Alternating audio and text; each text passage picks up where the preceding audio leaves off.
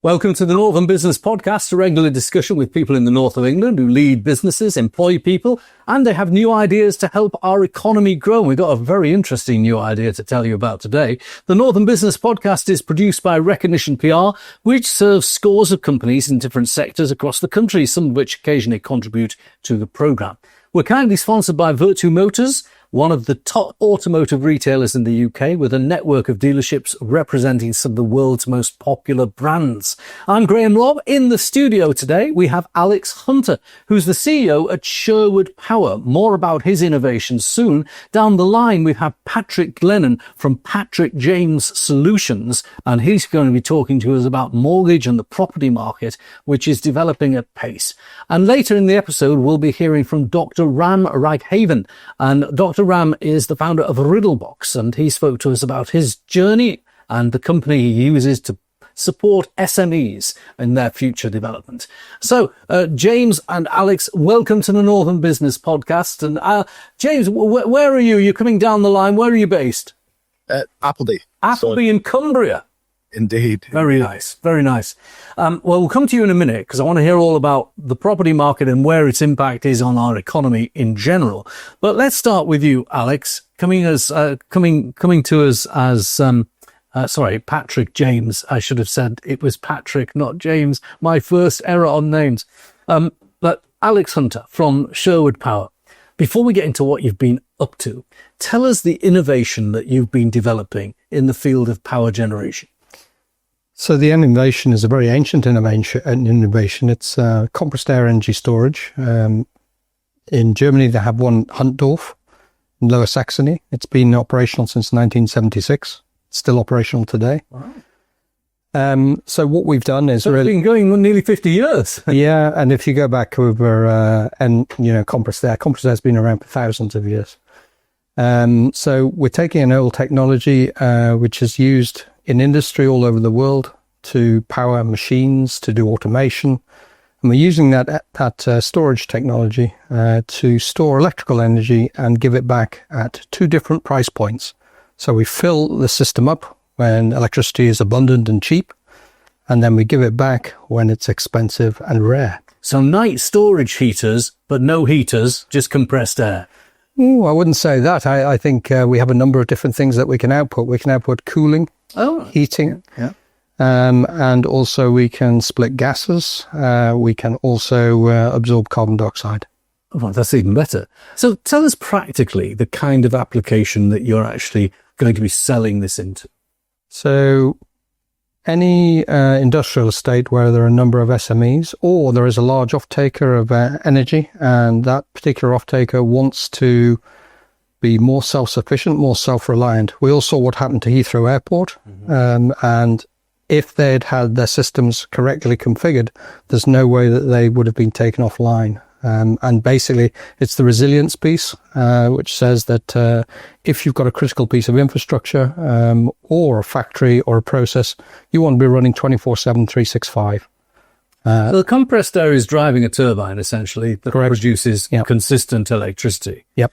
I suppose you could figure it like a battery without all the lithium and so on. It's a storage of power to power a turbine. Yeah, we call it a fab because I'm a big Thunderbirds fan. And FAB was their sign-off. We call it a free air bank. Free air bank. Right. And it's a bit like a bank because you deposit money when you've got lots of it, and you take it out when you haven't got so much.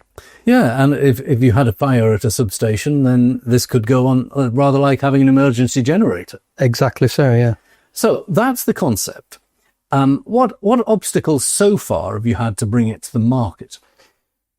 We've been trying to court the VC market, venture capital market, since 2019. And we've found that the bar that's being set, because we're a high capital intensive infrastructure play, that not many VCs are particularly interested in that. They're more interested in software, which has got a lower capital threshold, and they can turn it around and flip it between 3 and 5 years. So we've found the barrier of getting access to finance quite irksome, I would say. And although there are specialist investors in the UK and Europe, we haven't managed to extract any coin from them just yet. Meanwhile, in China, they're pushing ahead in leaps and bounds with compressed air energy storage. And last year, they connected the largest ever in the world compressed air energy storage system, which is 1.8 gigawatt hours. Fantastic. That's like a major power station. Yeah. Now, let's talk about your trip to China recently, because you've managed to persuade the Chinese to invest. Indeed. So we started off in 2024 March with an engagement with a very reputable company in China. And through that process, we engaged with the local government who provide a power plant. Now, I thought power station. It's not a power station per se. They have 10 industrial units where they're building silicon wafers. And at the center of those units, they have a central facility which provides electricity. It provides compressed air, vacuum, refrigeration, air conditioning, water, gas. And we're integrating into that asset to effectively time shift when compressed air is made and when it's consumed, and also time shift the electricity. Now, the Chinese have taken net zero more seriously than maybe the jingle suggests. The sort of default position you hear in media discussions about China is that they're building a coal-fired power station every few days or what have you, and that the Chinese economy is contributing much of the carbon emissions. Now, that may be true, but there is another truth as well, which is that they are leading in the production of renewable energy. Tell us what you've discovered on your trip to China about that. Yeah, installation-wise, 60% of the world's wind and solar is being installed in China. So the rest of the world put together, Europe, United States, and all the other countries of the world, 40%. They're moving at a rate of knots. They also understand that they need to balance that variable input. So they're exploring every single storage technology. So it's not just batteries from the likes of BYD and Qatar coming out of China, which are currently what's being installed in terms of storage. They're looking at every other type of storage because they realize that 2-hour storage is not enough. They need something for a much longer duration than 2 hours. So if you are looking at one of your bits of kit, what kind of length of, I suppose it's capacity and power, but if you were looking at a small business zone and a small business estate, are they going to run out of power in an hour, or is there going to be enough for half a day? What kind of length of time are you looking at if they were average use? Typical use would be anything from 1 to 10 megawatts and anything from 1 to 12 hours.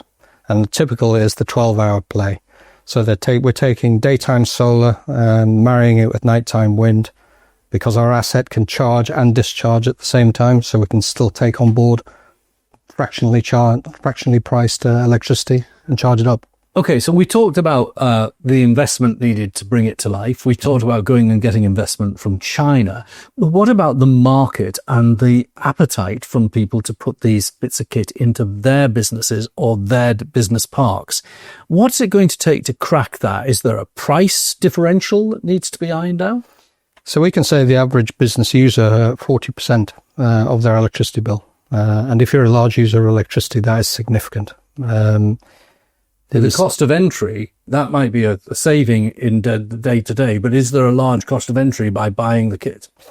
Yeah, there is. There's a capital outlay, but the capital outlay repayment is within 3 to 4 years on current UK differentials. And the lifetime of our asset is 25 years. That's very interesting. I remember when I put solar panels on my own house, we were talking about a differential of 6 to 12 years. Mm-hmm. So that is a very interesting bit of information. So is the stopping you getting it installed in Britain the fact that you have to make it and have to get the funds to produce the kit? Absolutely, Rob. Yeah, you're absolutely correct. And it's quite a high hurdle rate. So we've managed to get 1.1 million from the Chinese government.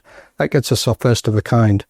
We have n number of companies. In fact, I have 53 live inquiries at various stages of development. We want to see one. We want to see one in operation. Yeah, we want to kick the tires.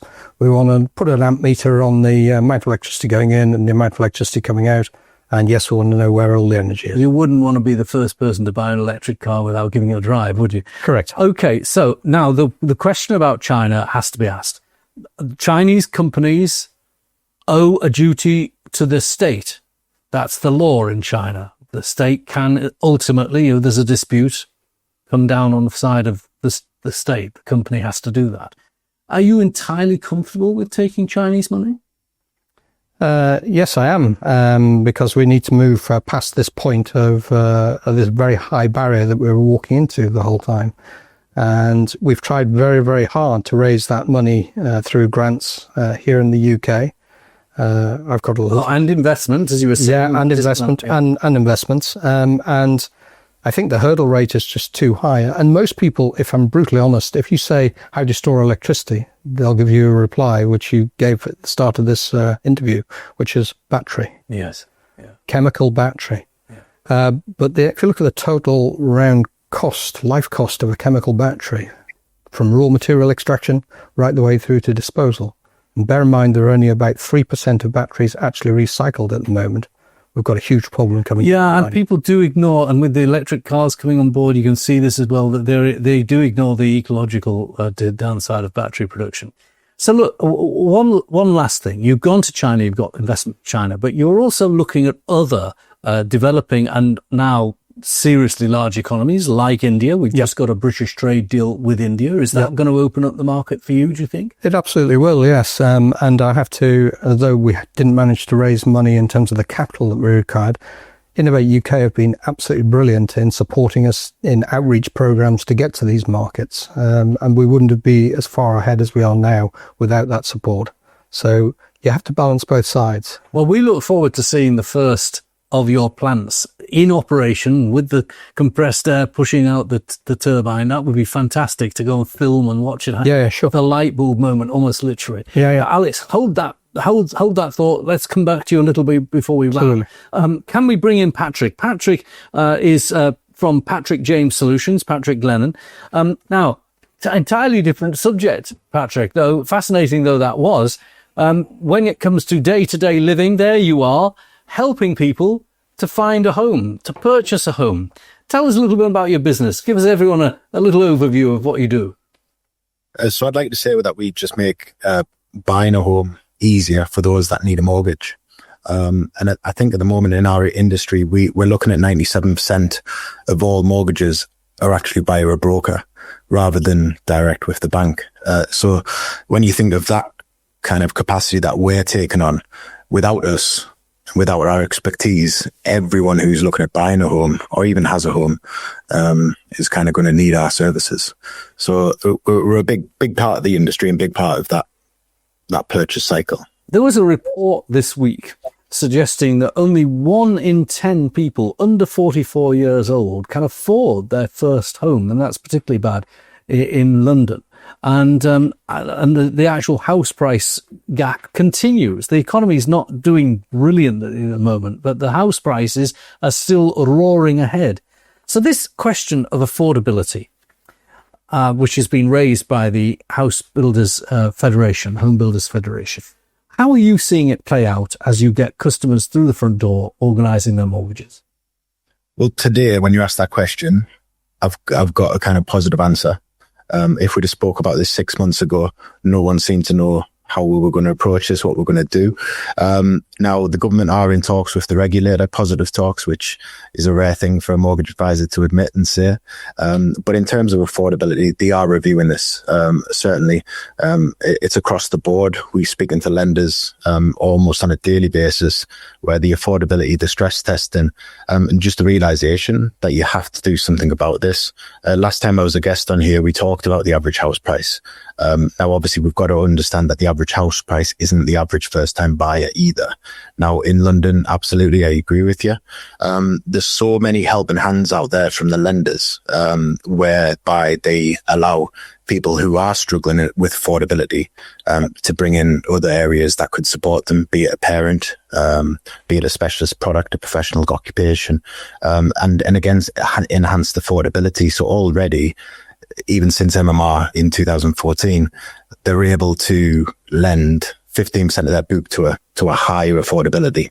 Now that's not easy to do. And it's also the people at the higher end need that stretch too. But the government are in talks with the regulator, with the right people, in order to give the lenders a little bit more power and leeway to lend more. And is the block, from your point of view, the kind of reform you're looking for, to make it a little bit more reactive to real world situations? At the moment, in the last few years, there has been a relatively crude affordability test that is computer driven. You put your numbers in and computer says yes or computer says no. Absolutely. Even the way you just described that's exactly right. We've been frustrated because there has been bigger issues in the world. We get that. But in terms of the mortgage market, to fix it, if they listen to brokers, because we, again, do 97% of the business, we would have the right answers. And we're not doing that for greed.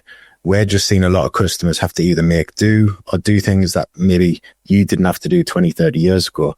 So the right things are easy to achieve, and it's just a bit of common sense. And it seems that they're now putting that into play. And of course, they've had some distractions. We've had a change of government, and that's not easy. But even the things like stamp duty, everything that they're doing is a little bit predictable, and it's now happening. And I believe since 2008, we've got more mortgage products in the market than back then. So we've now got more mortgage products that were available than in 2008, when obviously there was a hell of a lot then. So let's talk about, just drill down into this very niche point about affordability. Give us a tangible example of maybe a young couple, whether on a first or second house. I'm not talking about an older person getting a big luxury house, but a regular couple or single person trying to buy a house. What kind of affordability test would you like to see eliminated? And what would that mean to the way the system works better? So moving with the standard, you may have heard it, hopefully you have 4.5 times income. Okay, that's kind of like the go-to. If someone said, how much can we borrow? If you were to be lazy or just to give a vague figure, 4.5 times. When you put that to the average house price of 271, it's not going to work with someone who's just coming out of coming into employment, even from university. It is not going to work, but it hasn't changed. The stress test that were put in place on the back of the last crash, and in 2008 with MMR in 2014, what they did was they built in a stress testing, which was very much looking at what would happen in a cost of living crisis. So when it happened, why a lot of people didn't lose their homes or struggled to pay their mortgages or ended up in arrears was because these mortgages with 1% rates or 2% rates, they were already stress tested. Your mortgage is the most important thing, and people will always put that first. Probably then, obviously, you've got your lifestyle. But when bills do go through the roof, the lenders are prepared for that. But what they haven't done is, instead of evolve that and rely on that safety net they built in, was realize that actually incomes are going up. House prices are always going up. We need to do something about it.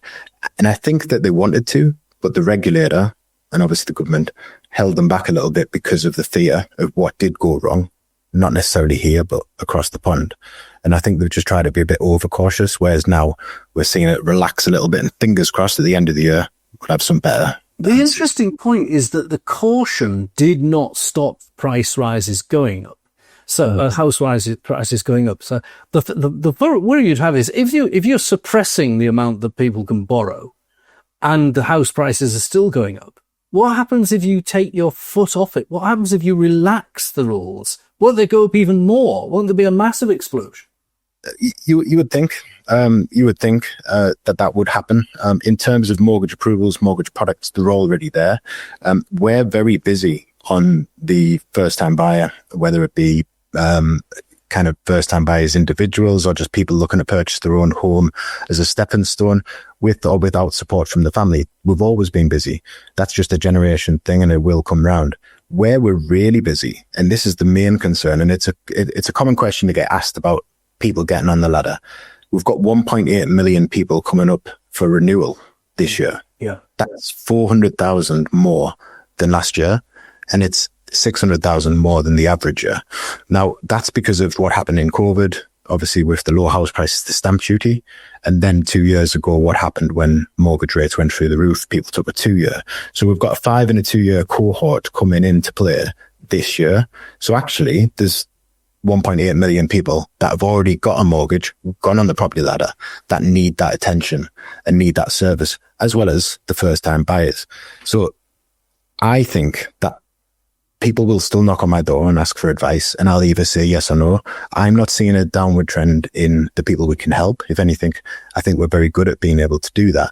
It's the education. Speak to a broker first, then go house hunting. Yes, because you then know how much you've got to spend, and it's much easier to look at the right house. And Patrick, when it comes to the interest rates that are being remortgaged to this cohort of 2 million or so that have got to remortgage, very, very few people will be remortgaging into an interest rate environment that's lower. They'll almost all be mortgaging into an interest environment that's higher, won't they? Yeah, so if you look at that as a proportion, exactly right. You've got the 5 year fixes that came off, people who had booked in and locked in those 1% for potentially 5 years. But we are seeing off the back end, bearing in mind we speak to customers 6 months before the deal comes to an end, those that happen in October 23, we're saving them a hell of a lot of money because they locked in when they had to. There was a very small window when rates went up, and if they had left it too late, which you used to because there was no need to be speaking to a mortgage advisor 7 months out, and they had to unfortunately take a rate or pay a variable which was even higher. So it's not a great thing to be saving them money because it is a little bit blindsided because the rate was so high in the first place. But no, we are seeing a bit of both. And for a first time buyer, they haven't had a rate previously. I think rates are relatively okay. I'd like them to be better. I'm a homeowner, but it's about affordability. We don't even discuss a rate with a customer when they're first looking for a home. We talk budget. And if you talk on monthly payment, we can forget the rate. We can look at the affordability, the house, the purchase price, the deposit, what they can do to achieve a better, higher deposit, where their thresholds are. And that's where the conversation starts. Everyone wants to chase the rate, but actually that's not the most important thing, certainly not at the moment. All right. My last question to you. Inflation today came in at 3.5%, much higher than analysts were predicting. Everyone said it would chip up a bit, and you've got different commentators, depending on where their stance is, saying this is a blip or this is set in. Underlying inflation on all of the other stuff, core inflation, was much higher than that, 4.5%. So my question to you, you're in the market, I'm going to put you on the spot. Do you think that mortgage rates and interest rates have come down and that's going to be it for a few months? Or does this lower trajectory look like it will continue? So we've got Charlotte who's employed by me, and I always put her on the spot. And I joke with my customers, for the last 2 years, I've not been right. I've taken a tracker mortgage myself previously, expecting rates to come down. In the whole 24 months, they never moved. No one can get it right, and no one can claim to either. I like to think Charlotte's got a magic ball, and we always put her on the spot, and she's not been wrong. We think, as a company, we think that rates are going to keep doing what they're doing. They're going to have a little bit of a settle period. The base rate dropped obviously recently, and we'll have a couple more months of just a plateau. And then hopefully we can assess it based on not just 1 month's inflation. We can look at the bigger picture. There's a lot of business that can be made in terms of people buying properties, and that can help the economy.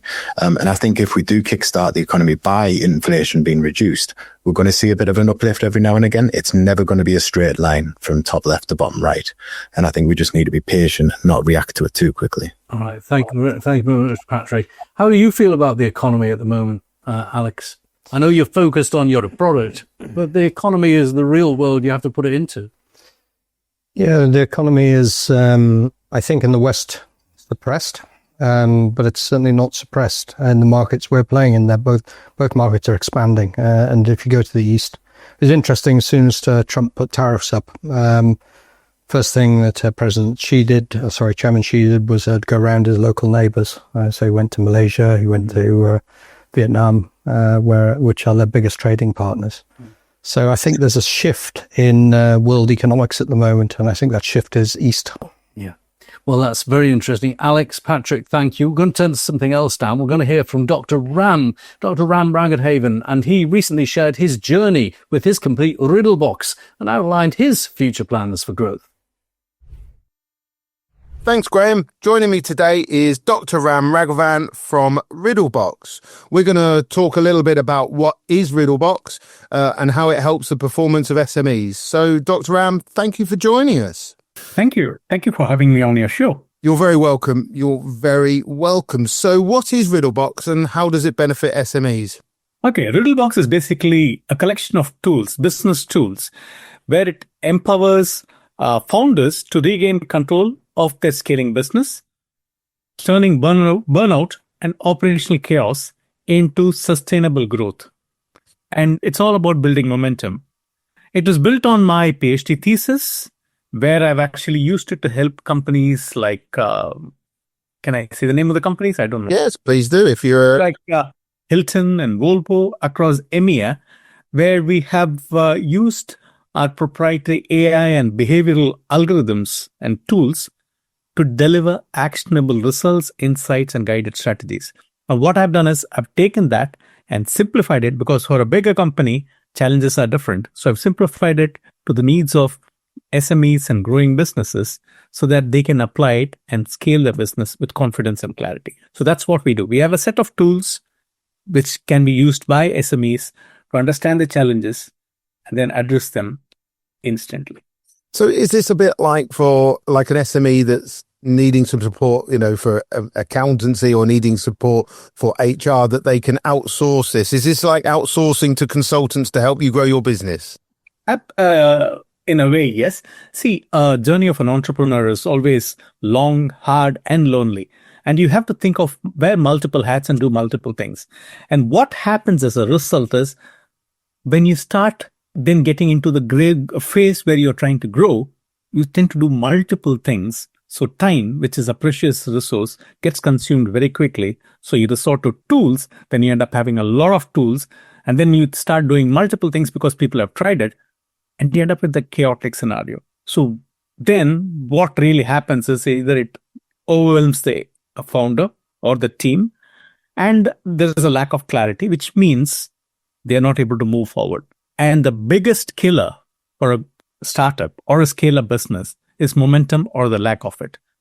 What we do is basically bring clarity around that. We get them to look at three things, because in business, you need only these three things. You need to have a strategy. Be clear on what you're trying to do, who's your customer, what are the pain points, gain points. And then if you have an employees, or if you're the employee, try and find a way to execute it. Now, having a great strategy and great team is not enough. You need to have customers. So understanding your customers, what they want, and then offering it in a way that your employees can deliver, then makes the whole thing simple. So it's just focusing on these three legs using the tools, but it brings immense clarity. It clutters all the noise out of the equation. So one of the things we're told about in the economy at the moment is that the best way to improve it in the situation, this ever-changing situation we're in, but not a particularly positive one in some ways, is to improve productivity. It's always the argument. If we're more productive, then the economy can grow. So give us, how do you think an SME can improve performance being supported by your type of technology? See, I'm actually a person who's always the glass is half full. So I see this as an opportunity. And well, productivity, when people talk about productivity, there are a lot of things that, you have gurus who talk about productivity. There is so much literature out there. And we're doing everything we can. But still, the UK's productivity has not gone up. Global productivity is going down. Why? Because a lot of SMEs are trying to be in the business by being busy. So it's more of a busyness rather than a business. And as I mentioned before, time is the killer and lack of momentum is the second one. So by understanding what and where you spend your time matters most. So that impacts productivity, and we can actually help people understand where the time is wasted. And then understanding what you can do differently as a result makes a lot of sense.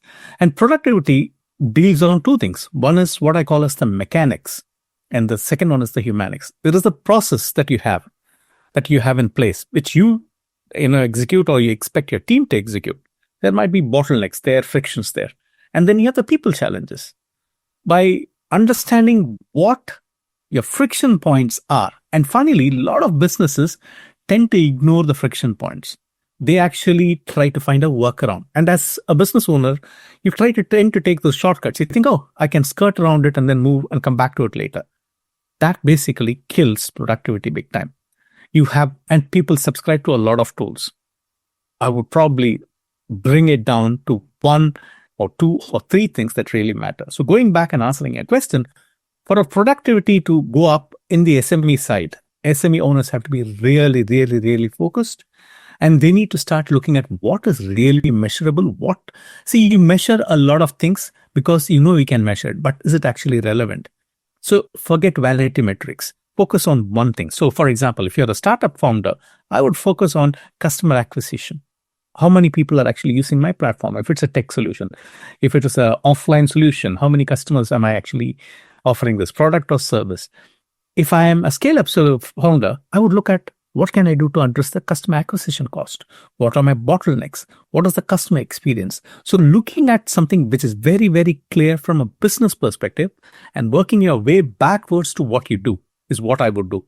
Normally what we do is we do it the other way around. We have employees, so we'll measure them, we'll train them on this, we'll actually bring productivities, we'll give OKRs. A lot of things happen. And that's where creation happens. If you look at it from a neurological perspective, we don't like complexity. We are lazy, and the brain is actually hardwired to either fight or flight. So when you overwhelm people with a lot of suggestions, this and that, and then shifting goalposts, and then in a SME scenario, it's chaos always. Right from the time you wake up to the time you go to bed, it's chaos. If you bring that chaos back into the workforce or in your workplace, that energy then percolates down the line, and it creates confusion, and a lot of things fall between the gaps. In fact, I run some free productivity clinics every week. And specifically, funny, today, we have a session where we are going to be talking about exactly this topic on productivity and what SMEs can do differently to address that. Hopefully that answered your question. Yeah, fantastic. No, it certainly did. Dr. Ram, thank you very much for joining us on Northern Business Podcast. It's been fascinating talking to you, and good luck with the business. Jamie Collis there talking to Dr. Ram Raghavan. Well, if you'd like to join us as a guest on the Northern Business Podcast, feel free to get in touch, use LinkedIn or contact Recognition PR. Thanks to our podcast producer, Alex Dryden, and to our technical operator, Robin Campbell. Do join us again on the Northern Business Podcast.